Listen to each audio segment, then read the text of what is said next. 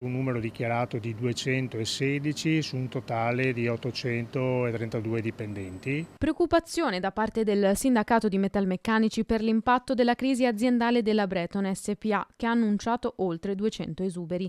Azienda che opera nel settore dell'industria metalmeccanica e figura tra i leader mondiali nella progettazione e produzione di macchine e impianti per la pietra naturale, composita e non solo.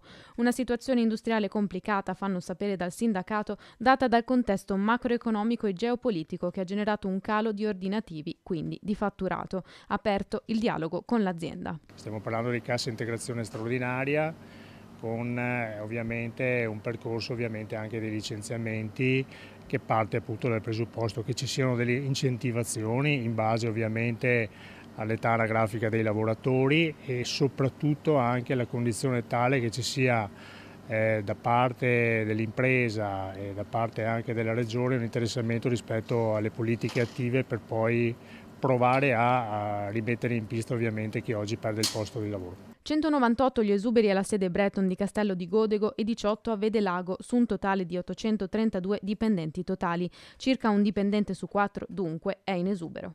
L'azienda sta rispondendo ovviamente con la consapevolezza che un numero così alto di esuberi ha una caduta importante e negativa sul territorio, ma si sta provando a mettere a fuoco tutte le condizioni tali per provare a garantire la sostenibilità all'impresa e non solo ovviamente anche la sostenibilità a quelle persone che perderanno il posto di lavoro